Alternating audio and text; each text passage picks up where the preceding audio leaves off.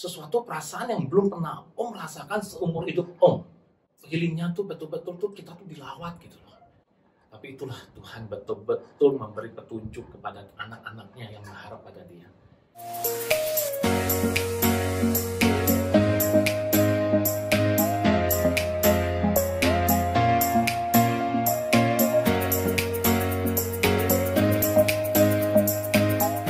Shalom semua teman-teman. Halo. Kembali lagi di konten Sabar kita pada hari ini. Nah, di hari ini kita kedatangan tamu spesial nih, jauh-jauh dari Jambi loh. Boleh diperkenalkan dulu Om, mungkin namanya, terus kesibukannya sekarang ngapain gitu. Oke, boleh. Halo semua, nama saya Sony Effendi dan saya adalah seorang pengusaha di bidang furniture dan saya berasal dari kota Jambi. Wah, spesial banget ya. Jadi gimana nih Om? Mungkin boleh cerita ke teman-teman mungkin pengalaman hidupnya bertemu dengan Tuhan atau pertama kali mungkin mengenal Tuhan. Oh ya, terima kasih buat kesempatannya. Memang pengalaman sama Tuhan itu luar biasa ya. Iya. Kan? Dimana Om pertama kali bisa ikut Tuhan Yesus Kristus itu adalah karena suatu hari tepatnya pada tahun 2001 bulan Oktober itu Om tidur mimpi bertemu dengan Tuhan Yesus seutuhnya. Pada waktu itu kan Om itu bukan agama Kristen. Oh, masih belum percaya Tuhan? Belum. Om kan terakhir dari keluarga Kristiani, dari masih agama yang lama. Tapi kok bisa bertemu dengan Tuhan Yesus? Itu membuat suatu mukjizat bagi Om ya. Yeah. Nah, setelah Om bertemu dengan Tuhan Yesus itu, Om betul-betul berhadapan langsung sama Tuhan Yesus. Dan saat itu Tuhan Yesus, Om ingat dia pakai baju kuning lenan emas, dan dia tersenyum sama Om. Dan gak tahu tiba-tiba tangan kanannya tuh menghapus kayak satu onggokan darah. Dia menghapus dan dia balik badan dan dia menghilang. Nah, Om langsung bangun dengan badan basah kuyup. Nah, setelah itu Om jadi besok malamnya Om takut tidur kan? Karena takut apa? Takut ketemu Tuhan Yesus. Nah, kan kalau itu kan mukjizat ya bagi ya kita tahu ya agama Kristiani kan mukjizat bisa ketemu Tuhan Yesus ya. Tapi ya itulah akhirnya berjalan dengan waktu kurang lebih 1 minggu kemudian Om mengalami sakit. Iya. Setelah bertemu dengan Tuhan Yesus, Om mengalami sakit. Tapi Om tidak tahu itu semuanya kok bisa sakit gitu. Apakah ini karena Tuhan itu memakai Om atau gimana? Nah, singkat ceritanya, jadi 1 minggu kemudian Om tuh sakit dan akhirnya Om tuh sakit dan cari dokter dong, namanya sakit ya. Kita cari dokter, kita dikasih obat, terus akhirnya Om sembuh. Waktu itu Om sakitnya itu adalah sakit perut sampai ke pinggang pada pagi itu. Dan pada saat itu yang bersamaan Tante juga sakit.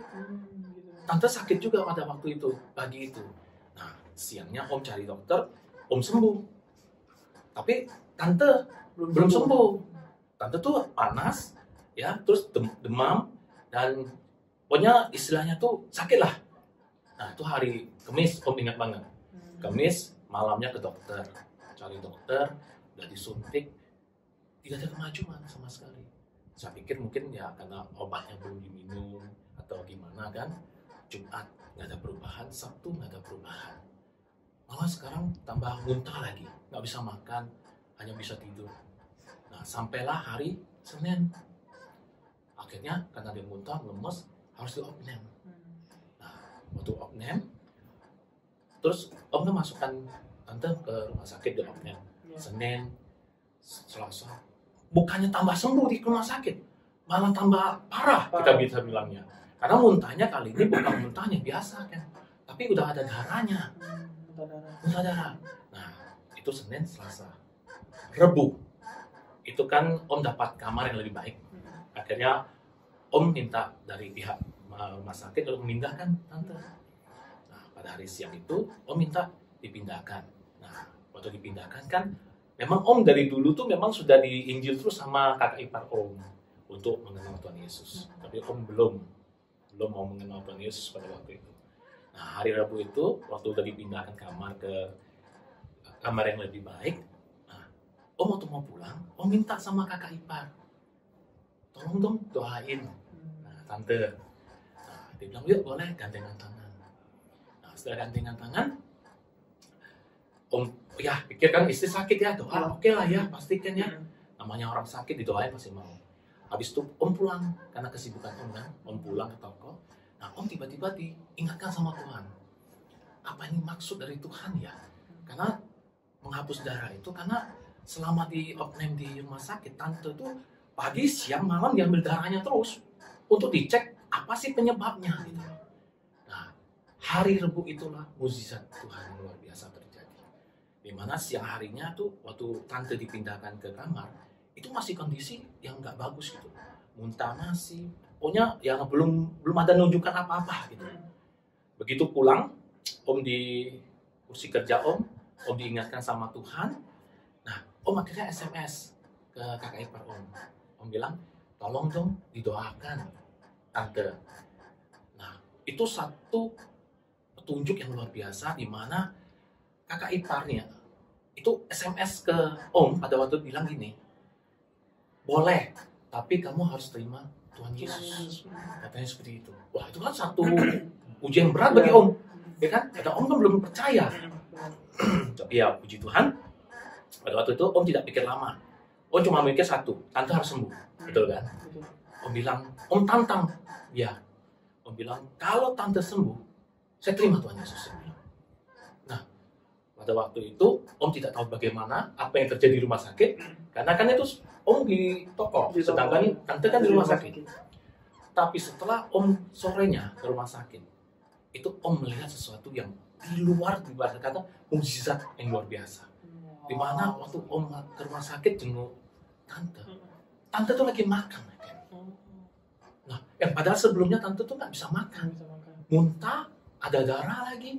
Tapi pada sore itu tante lagi makan dan minta tambah lagi. Nah, yang luar biasanya lagi adalah besoknya, itu Rebu ya, Kamis dokter visit kan. Begitu Kamis dokter datang, di check up sama dokter. Tante nanya, dok boleh pulang nggak? Dokter bilang boleh pulang. Kamu sudah sembuh. Bayangkan, Tuhan menolong itu. Kalau kita bilang iya, seketika itu juga Tuhan pasti tolong kita. Tante sembuh langsung kan. Nah, itulah yang membuat Om pada waktu itu menjadi terkejut. Begitu dahsyatnya Tuhan Yesus ini. Nah, akhirnya Om itu kan Jumat nih, Sabtu, Minggu Om ke gereja. Pertama kali seumur hidup Om ke gereja. Waktu ke gereja, waktu masuk gereja, waktu musik ujian, dan segala sesuatu, Om merasakan kok air mata Om keluar gitu. Sesuatu perasaan yang belum pernah Om rasakan seumur hidup Om. Kok nyaman, kok healingnya tuh betul-betul tuh kita tuh dilawat gitu loh. Tapi ya karena ini baru yang ngalami kesembuhan kan tante. Jadi Om baru terimanya 50% sama Tuhan Yesus. Ya kan? Nah, mungkin Tuhan Yesus ingin meyakinkan Om 100%. Masih ada 50 kan? Selang sebulan kemudian Om sakit. Om yang sakit sendiri. Waktu itu Om nggak tahu, pada waktu buang air kecil, itu warna air seninya itu kayak Coca-Cola.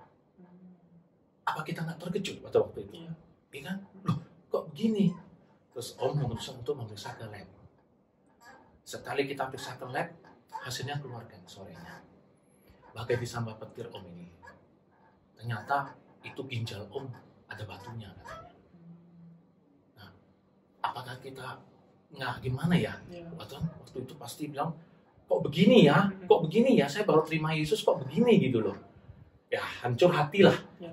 Itu bulan Desember, Om ingat banget. Bulan Desember. Jadi kan Oktober, Desember Om ngalamin itu. Tapi Om bilang malam itu Om doa sama Tuhan Yesus. Om bilang sama Tuhan, Tuhan, aku ini baru mengenalmu itu loh. Kok berat gitu loh. Baru kenal Tuhan Yesus saja sudah mengalami hal seperti ini. Tapi Tuhan tidak pernah tinggal diam. Tuhan mau membuat Om supaya percaya sama Tuhan. 100%. Kan baru 50. Sisa 50-nya Tuhan mau. Tuhan kan nggak mau setengah-setengah. Tuhan mau 100%. Akhirnya selama 3 minggu Om lakukan hanyalah check up dokter pasti. Tapi dokter mengatakan cukup minum air putih saja. dokter tidak kasih obat loh. Saya juga bingung, kok dokter nggak kasih obat? Ya mungkin ini jalan Tuhan kan. Akhirnya disuruh minum air putih aja selama 3 minggu. Setiap malam Om hanya lakukan satu, berlutut, berdoa, dan nangis di hadapan Tuhan. Om minta kesembuhan. Om bilang, Tuhan Yesus sembuhkan saya. Nah, yang luar biasanya lagi, Tuhan Yesus memberikan petunjuk kepada Om. Pada waktu itu kan anak Om masih kecil, berarti kan ada beli susu. Nah, beli susu, jadi kan ada buku majalahnya. Kebetulan tante bawa pulang buku majalah, dan Om tanpa sengaja membaca buku majalah itu. Begitu lihat, bisa dibahas tentang ginjal dengan nama dokter A. Nah, waktu itu Om terkejut, loh ini buku susu kok bisa bahas seperti itu ya? Nah, itu Om baru sadar ternyata itu petunjuk dari Tuhan. Nah, akhirnya setelah 2 minggu, Om cek lagi ke lab untuk melihat apakah ada perubahan. Begitu hasil keluar, ternyata belum ada perubahan. Masih ada darahnya. Terus Om kembali ke dokter lagi, dia nanya, apakah Om kenal sama dokter ini? Saya bilang, oh kenal. Oke, dia bilang, coba kamu nanya, dia baru pulang dari laser katanya. Oh iya, singkat cerita Om ketemu dia, terus Om tanya sama dia, katanya gini ya, habis laser, iya, dia kasih kartu namanya ke Om. Tahu kan apa yang terjadi? Kartu nama yang dikasih ke Om sama dokter yang ada di majalah sama persis. Luar biasa kan Tuhan kita.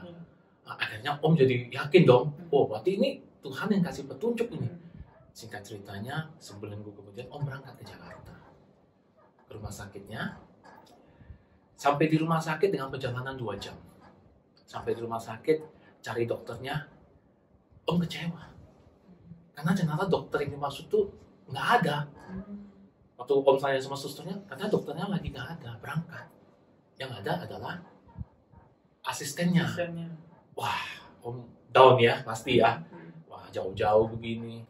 Tapi itulah Tuhan betul-betul memberi petunjuk kepada anak-anaknya yang berharap pada dia. Dia bilang, bagaimana Pak? Kalau asistennya aja. Ya, akhirnya Om putuskan sama tante, ya sudah nggak apa-apa, toh periksa aja.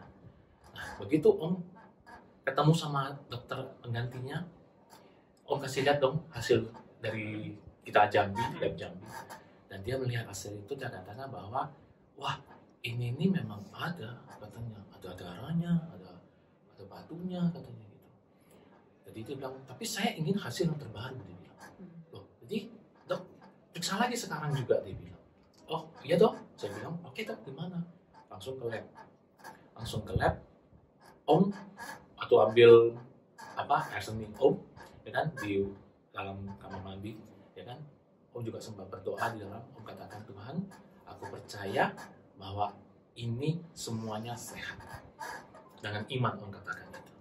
Nah, singkat cerita, Om tunggu hasilnya. Setengah jam, Om ambil lagi hasilnya dan ketemuin dokter itu lagi. Dan udah ketemu dokter itu, begitu dia buka, dia melihat hasil Om. Om juga dibuat terkejut sama dia. Kebetulan itu dia dokter Kristen juga. Dia ngomong, puji Tuhan, Pak, Bapak sehat 100%. Puji Tuhan. Puji Tuhan, dia bilang. Langsung Om menangis. Masa, betul dok, benar, ini negatif semua, dia bilang. Begitu gembiranya Om. Nah, semenjak itulah Om terima 100% Tuhan Yesus di kehidupan Om. Nah, jadi Om udah percaya banget bahwa sekalipun Tuhan itu tidak kelihatan, tapi Tuhan itu nyata. Amin. Dan buktinya Om disembuhkan tanpa minum obat 3 minggu. Nah, singkat cerita, akhirnya dengan itu Om baptis di bulan kedua. Om dibaptis, Om menerima Tuhan Yesus dalam kehidupan Om. Nah, setelah Om percaya 100% sama Tuhan Yesus, Om mulai melibatkan diri Om dalam pelayanan. Karena ya gimana ya, Tuhan memberikan terbaik bagi Om. Om juga mau dong memberikan terbaik untuk Tuhan. Yes, betul. Nah, akhirnya Om melayanin dari yang kasar, Om melayanin dengan setia. Terus Om diangkat menjadi kolektan. Terus Om diangkat menjadi leader kolektan. Itu dalam waktu 1 tahun loh, naik terus jabatan kata orang. Akhirnya naik lagi menjadi pembaca pengumuman, naik lagi jadi pembaca doa. Nah, akhirnya akhirnya Tuhan memakai Om menjadi seorang hamba Tuhan. Wah, puji Tuhan. Ya, itulah. Jadi memang kadang-kadang kita tidak bisa melihat apa yang Tuhan mau dalam kehidupan kita. Kalau Om ditanya, apakah Om seorang hamba Tuhan? Bagaimana caranya? Om juga tidak tahu.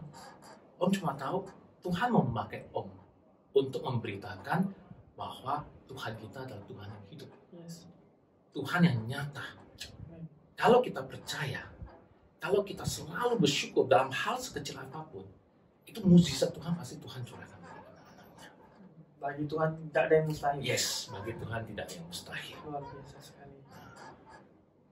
Seperti itulah akhirnya Om melayani Tuhan sampai saat ini kurang lebih 15 tahun. 15 tahun. Om sudah melayani Tuhan. Dan apa yang sudah Om cita-citakan semua, apa yang sudah Om imanin semua, Tuhan sudah berikan pada Om semuanya. Tuhan berikan semuanya. Semuanya. Tuhan tidak pernah ngomong setengah-setengah sama kita. Kalau Dia memberikan itu pasti semuanya.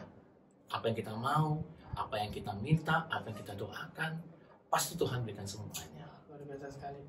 Nah mungkin karena sekarang mungkin sudah pelayanan lebih dari 15 tahun. Ya.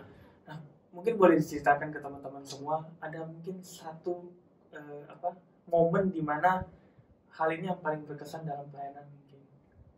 Yang paling berkesan dalam pelayanan adalah ketika Om melayani Tuhan, itu memang bisa kita katakan jalan itu tidak selalu mulus. Betul. Tuhan bilang langit itu tidak selalu biru. Tidak. Ya, pasti, tapi Tuhan selalu mengatakan bahwa Dia menyertai. Dia menyertai kita, Dia memberi kekuatan bagi kita, Dia memberi petunjuk bagi kita. Nah, momen yang indah yang selalu Om rasakan dalam Tuhan adalah selama Om melayani Tuhan, ya, kehidupan Om tuh dirubah betul-betul 180 derajat. Ya. Kalau 360 balik lagi, jadi harus 180. Iya, 180 derajat. Nah, di mana kita diangkat, Tuhan berjanji kita diangkat sebagai kepala, bukan ekor. Apapun yang kita kerjakan, Tuhan buat berhasil. Itu sudah pasti janji firman Tuhan sama kita semua. Apalagi selama Om melayani Tuhan, yang satu Om yang selalu andalkan adalah bahwa Om selalu mencari wajahnya Tuhan. Selalu Om ingin selalu dekat sama Tuhan. Itu momen-momen ketika kita dekat sama Tuhan, apapun yang kita mau, apapun yang kita impikan, apapun yang kita belum pernah timbul dalam hati kita, belum kita lihat, itu semua sudah siapkan bagi kita semua. Luar biasa sekali. Kalau aku melihat sih dari kesaksiannya si Om ini, ibaratnya kita kayak di ayat Alkitab gitu Om. Ya. Carilah dulu kerajaan Tuhan, ya, maka semuanya akan ditambahkan. Yes, Matius 6 ayat 3. Iya, wow, itu sesuatu yang mungkin bagi kita tuh hal yang mustahil gitu. Betul. Tapi bagi Tuhan tuh tidak ada yang mustahil. Yes. Mujizatnya Tuhan sediakan untuk kita, ya kan? Yes. Dan percaya sama Tuhan tuh memang benar, kita nggak boleh setengah-setengah. Betul. Kita harus 100% percaya. Betul. Di saat kita 100% percaya dengan Tuhan, Tuhan juga melakukan pekerjaannya 100% kepada kita. Wow, luar biasa sekali. Mungkin sebelum kita akhir Om, ada pesan-kesan untuk anak muda nih zaman sekarang. Untuk anak muda sekarang ya. Oke. Untuk anak-anak muda, saya ingin berpesan selalu mencari Tuhan. Di mana momen-momen untuk anak muda ini adalah waktu yang tepat. Ketika kita melekat sama Tuhan, apapun yang kamu cita-citakan, itu pasti Tuhan berikan. Amin. Karena firman Tuhan mengatakan, apa tidak pernah lihat oleh mata, timbul dalam hati, dan pernah kita pikirkan, Tuhan sudah siapkan untuk kita yang terbaik bagi anak-anak yang dikasihinya. Amin. Mari anak-anak muda, melayani Tuhan, itulah jalan yang terbaik. Yes. Oke, terima kasih Om untuk kesempatan yang indah. Sama-sama. Bersama-sama bersaksi tentang kebaikan Tuhan. Yes. Ya kan? Oke, untuk teman-teman semua mungkin yang rindu untuk bersaksi juga tentang kebaikan Tuhan, boleh hubungi kita di email kita thechosenentertainment@gmail.com atau boleh menghubungi kita via DM Instagram kita. Oke, sekian dari kita. Jangan lupa di like, komen, subscribe, and share teman-teman, semoga ini menjadi berkat bagi kita semua. Haleluya. Oke, terima kasih, Tuhan Yesus memberkati.